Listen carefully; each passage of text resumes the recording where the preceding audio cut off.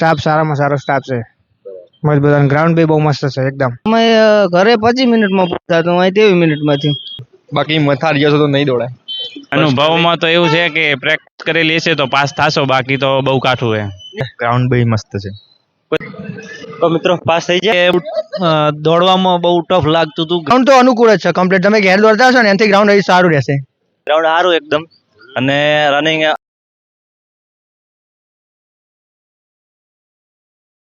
નમસ્કાર મિત્રો, આજે આપણે આવી પહોંચ્યા છીએ પોલીસ ભરતી ગ્રાઉન્ડ ફિઝિકલ ટેસ્ટ માટે મહેસાણા ખાતે. તો મહેસાણાની અંદર જે ઉમેદવારોને ફિઝિકલ ટેસ્ટ છે તે યુવાનો પાસેથી આજે આપણે જાણીશું કે એમના અનુભવ કેવા રહ્યા, તેમને ગ્રાઉન્ડ પર કેવી સરળતા પડી અને પોલીસ સ્ટાફ સાથેનું વર્તન એમનું કેવું રહ્યું એ વિશે આપણે માહિતી જાણીશું.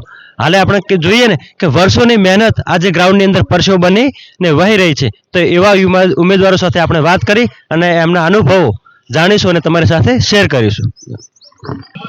એક મહિનાથી તૈયારી કરતા હતા. બરાબર.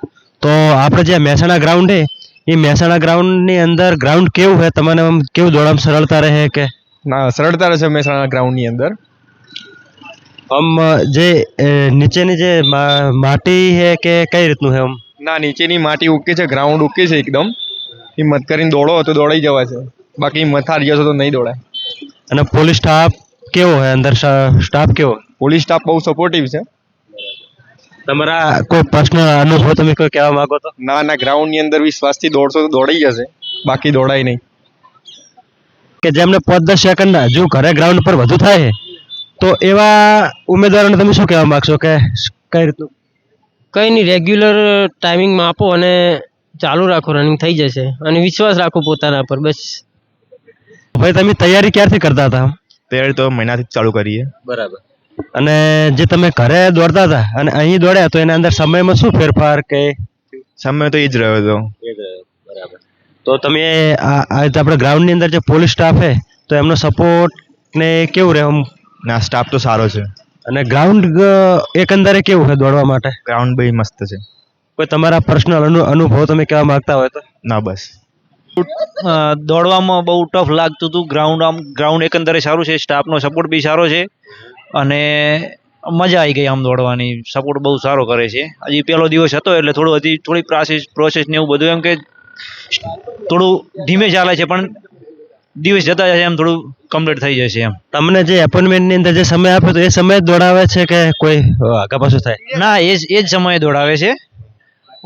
અમારો એમ તો 7 વાગ્યાનો ટાઈમ હતો, પણ અમે 6 વાગ્યાના ટાઈમ જોડે તો દોડ્યા છીએ, કારણ કે અમુક સંખ્યા નથી આવી અને સંખ્યા બહુ ઓછી. 600 લોકો બોલાયા હતા, એમાંથી 481 જેવા આવ્યા હતા.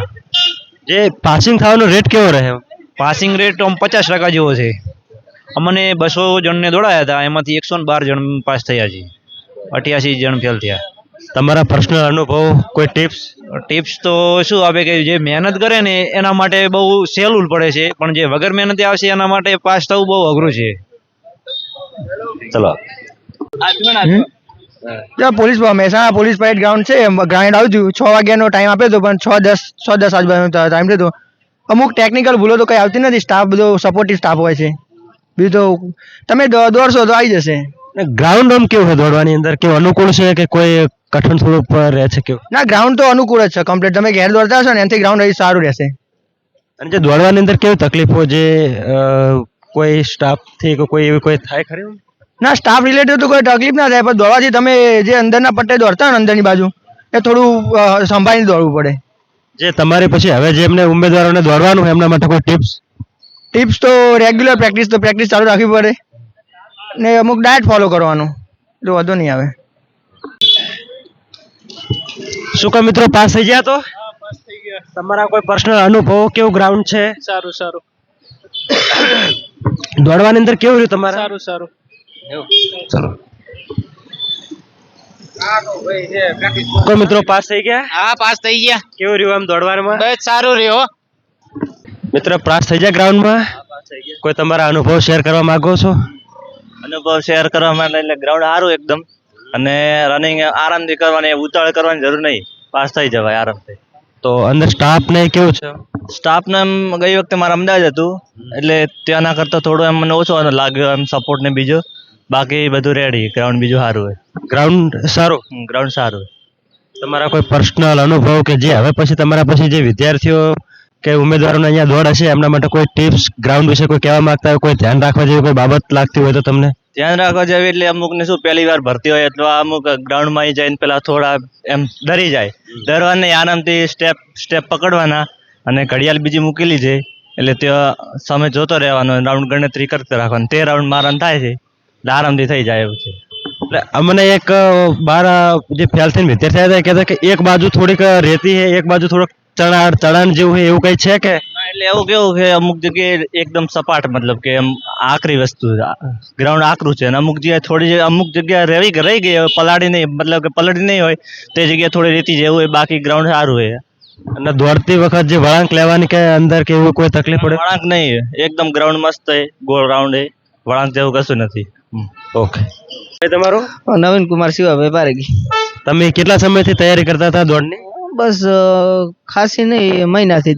તો તમે જે ઘરે દોડતા હતા અને અહીંયા દોડ્યા એના અંદર તમારે સમયની અંદર શું ડિફરન્ટ આવ્યો? સમય ઘરે 25 મિનિટમાં પૂછતા તો અહીં 23 મિનિટમાં થયું. સરસ. તો અહીં 2 મિનિટ તમારે ઘટી એમ ને? તો તમને ગ્રાઉન્ડ કેવું લાગ્યું? ગ્રાઉન્ડ મસ્ત લાગ્યું. શું તમે હવે પછી જે ઉમેદવારો દોડવા માટે આવશે એમના માટે કોઈ પર્સનલ ટિપ્સ કે તમારે 25 મિનિટમાં ઘરે પૂરું થતું હતું અને અહીંયા 23 મિનિટ થઈ તો કેવી રીતના તમે 2 મિનિટ અહીંયા તમને શું એવો ફાયદો થયો કે ઘટી? એકદમ સ્થિર આપણે દોડતા હોય ને, એકદમ જે દોડતા હોય એ રીતે દોડવાનું, સ્પીડ વધારવાની નહીં, ઘટાડવાની નહીં. એકદમ શ્વાસ ચડે, થોડી વાર પેટમાં દુખે પણ થોડી વાર દુખે પછી મટી જાય. પોલીસ સ્ટાફ અંદર સ્ટાફ કેવો છે? મસ્ત છે, રેડી. તમારા અનુભવ શું કહેવા માંગશો તમે? પ્રેક્ટિસ જુઓ ભાઈ. તમે આમ પ્રેક્ટિસ કરતા ઘરે? વાહ, તો પ્રેક્ટિસ દુખાવો પડી ગયો એના કારણે 10 રાઉન્ડ માર્યા. 10 રાઉન્ડ માર્યા 18 મિનિટ. ઘરે 3 રાઉન્ડ પૂરા કર્યા હતા કોઈ દિવસ? હા. કેટલા સમયમાં થતા હતા? 24 મિનિટમાં થતા હતા અને ગ્રાઉન્ડ ની અંદર ફેલ થયા? હા, 10 રાઉન્ડ મારીને બહાર નીકળી ગયો, મેડિકલ ટીમમાં જ હતો. બરાબર. 18 મિનિટ થઈ. તો આ તમારે ઘરે દુખાવો નતો થતો અને અહીંયા દુખાવો થયો તો એના માટે શું કાળજી રાખવી, ધ્યાન રાખવાની જરૂર? દોડની થોડી સરખી રીતથી દોડ કરવી પડે. અમે રોડ ઉપર દોડતા એટલે ગ્રાઉન્ડમાં પહેલી વખત દોડે એટલે. તો તમે શું હવે જે વિદ્યાર્થીઓને શું ટિપ્સ કોઈ આપવા માંગશો? ગ્રાઉન્ડની પ્રેક્ટિસ કરવી, રોડની પ્રેક્ટિસને કંઈ નહીં થાય. ગ્રાઉન્ડની પ્રેક્ટિસ કરવી જોઈએ. ઓકે. થોડાક કહો કે ગ્રાઉન્ડની અંદર કેવું રહ્યું તમારે અને કેટલા સમયથી પ્રેક્ટિસ કરતા હતા, ઘરે કેટલા સમયમાં પૂરું થતું હતું, ગ્રાઉન્ડ પૂરું થયું, શું ધ્યાન રાખવા જેવું હોય એવું કંઈક ઉમેદવારોને હવે પછીના ઉમેદવારોને માહિતી આપો. ઘરે તો બસ મારે 21 પૂરું થતું, અહીંયા 21 મિનિટ ને 24 સેકન્ડ થયા હતા.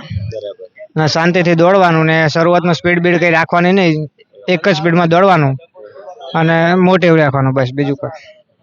આપણે સ્ટાફ વિશે કંઈ કહેવા માંગો? ગ્રાઉન્ડ કેવું છે? સ્ટાફ સારામાં સારો સ્ટાફ છે, મજબૂત, અને ગ્રાઉન્ડ બી બહુ મસ્ત છે એકદમ. કંઈ એવું ખાડા કે એવું કંઈ છે જ નહીં, એકદમ કમ્પ્લીટ જ છે. લંબગોળ હે કે પ્યોર ગોળ? ના, પ્યોર ગોળ જ છે. ગ્રાઉન્ડ હોય એ ટાઈપનું ગ્રાઉન્ડ જ છે, 400 મીટરનું. Okay okay. અનુભવમાં તો એવું છે કે પ્રેક્ટિસ કરેલી હશે તો પાસ થશો, બાકી તો બહુ કાઠું છે.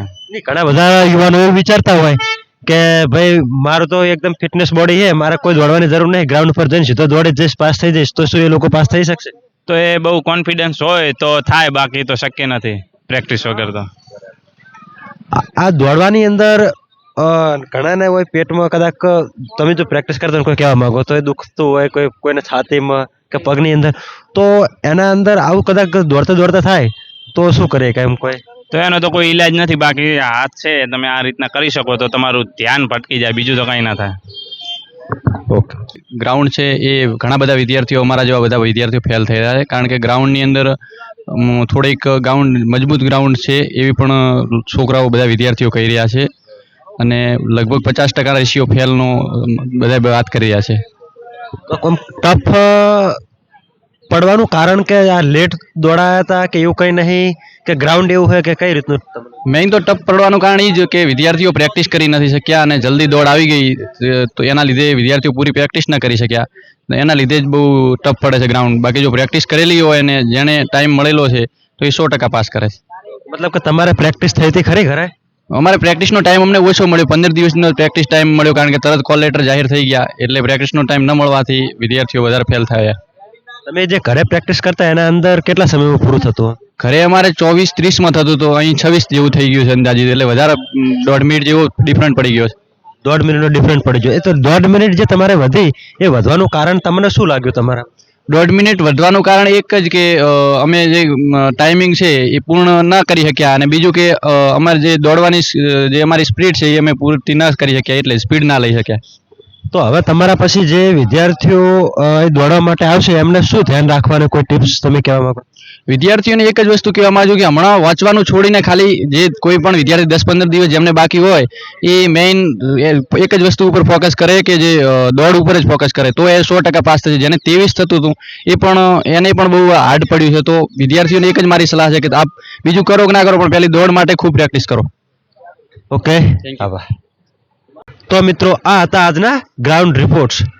ઉમેદવારોની આંખોમાં સ્પષ્ટ ખાખી પહેરવાનું સપનું દેખાઈ રહ્યું હતું, અને આવા જ આખી ભરતી પ્રક્રિયાના લાઈવ અપડેટ અમે તમને આપતા રહીશું. એમના માટે તમે અમારી સાથે જોડાયેલા રહેજો. અમારી ચેનલને લાઈક, સબસ્ક્રાઈબ કરજો.